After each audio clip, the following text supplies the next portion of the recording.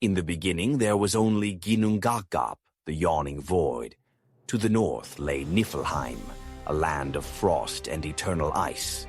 To the south lay Muspelheim, a kingdom of fire and flame, where the giant Surtur held his blazing sword, where frost and fire met, sparks and mist gave birth to the first being. Ymir, the primeval giant. From his sweat and flesh came the race of frost giants, ancient and cruel. Alongside him, the great cow Audumbla emerged, her milk sustaining Ymir. As she licked the ice, she uncovered Buri, the forefather of the gods. From Buri's line came Odin, Vili, and Ve. The first of the Aesir gods. They saw Ymir as a threat, and in a cosmic battle they slew him. From his blood came the oceans, from his bones the mountains, from his skull the heavens, and from his brains the clouds. The world itself was the body of a slain giant. From this new cosmos rose Yggdrasil, the world tree, a mighty ash whose branches stretched into the heavens and whose roots plunged into realms of shadow. Upon its branches and roots hung the 9 worlds: Asgard, the shining home of the gods; Midgard, realm of mankind, circled by the great serpent Jörmungandr Vanaheim, land of the Vanir gods of fertility and magic; Alfheim, home of the radiant light elves Svartalfheim, the shadowy land of dwarves Jotunheim, stronghold of the giants Niflheim, realm of ice and mist; Muspelheim, the fiery kingdom of chaos, hell, the cold and silent world of the dead creatures dwelled upon the tree. The eagle that watched from above, the dragon Nidhöggr gnawing at its roots, and the squirrel Ratatoskr carrying words of malice between them. Yggdrasil was more than a tree. It was the axis of existence, the bridge between gods mortals, and fate. Odin, son of Bor, rose as All-Father, ruler of Asgard. But power alone was not enough. Odin craved wisdom, knowledge of the past, and foresight of the future. He traveled to the well of Mimir, where all wisdom was kept. Mimir demanded a terrible price, one of Odin's eyes. Without hesitation, Odin plucked it from his head and cast it into the water. Drinking, he gained visions of what was and what would come, including Ragnarok, the end of the gods. Yet, Odin's quest for knowledge did not end there. He hung himself upon Yggdrasil, pierced by his spear, without food or drink, for 9 days and nights. At last he glimpsed the runes, secrets of magic and fate. With this sacrifice, Odin became the master of wisdom, a god who traded his body and blood for the power of knowledge. Beside Odin stood Thor, his son, god of thunder and protector of Midgard, with his mighty hammer Mjolnir, forged by dwarves in fire and magic. Thor defended gods and men alike from the giants. Mjolnir could crush mountains, summon storms, and always return to Thor's hand. No giant could withstand its fury, yet Thor was more than brute force. With Mjolnir, he blessed marriages, consecrated oaths, and safeguarded the cosmic order. His laughter roared like thunder, his wrath like lightning, and his presence was the shield of mankind. Yet not all in Asgard was noble. Among the gods dwelled Loki, the trickster born of giants, but counted among the Aesir.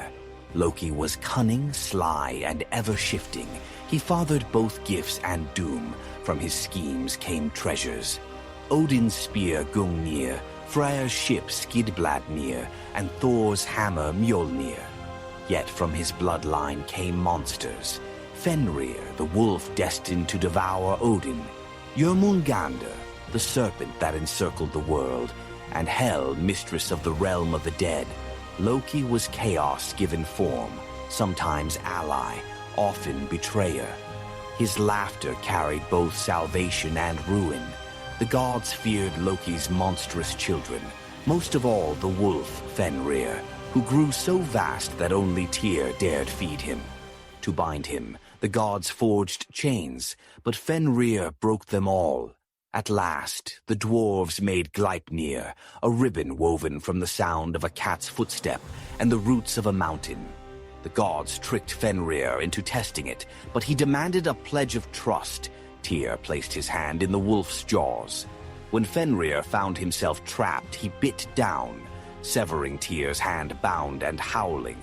Fenrir shook the 9 worlds, awaiting the day of Ragnarok when he would break free, cast into the sea by Odin. Jörmungandr grew until it encircled the entire earth, tail in its mouth. Its stirring raised tidal waves. Its venom could poison the skies. Prophecy declared that Thor would meet Jörmungandr in the final battle. The hammer and the serpent would clash, and though Thor would slay the beast, he would take only 9 steps before falling dead from its poison. Baldur, son of Odin and Frigg, was beloved by all. His light brought joy to Asgard. To protect him, Frigg demanded oaths from all things never to harm him, save for the mistletoe, too small to matter. Loki, discovering this, fashioned a dart from mistletoe and tricked Baldur's blind brother Hoder into throwing it. The dart pierced Baldur, and he fell dead. The gods wept, pleading for his return, but Hel refused.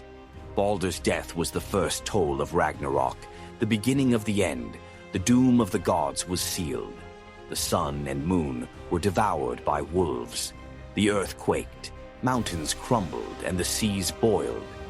Fenrir broke his chains, Jörmungandr rose from the depths, and Naglfar, the ship of the dead, sailed with legions of monsters. Surtur marched with his flaming sword, setting the heavens ablaze. Odin rode to battle on Sleipnir, but was swallowed whole by Fenrir. Thor struck down Jörmungandr, but died from its venom. Freyr fell before Surtur, having given away his sword Heimdall, and Loki slew each other. Tyr and the hound Gorm perished together. At last, Surtur cast fire upon the 9 worlds, burning Yggdrasil itself. The cosmos was consumed, yet Norse myth does not end in despair.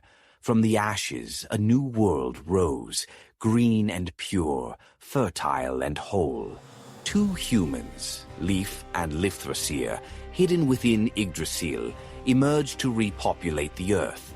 Baldur returned from the dead to rule in peace. The sun's daughter shone brighter than before. Thus, destruction gave way to rebirth. Ragnarok was not only an end, but a beginning. The cycle of death and renewal that no god, no man, and no giant could escape. This is the saga of the Norse, of fire and ice, of gods and giants, of chaos and fate. A story carved in thunder and shadow, ending in fire but reborn in green. This is the legend of Ragnarok. This is the story of eternity. This is Norse mythology.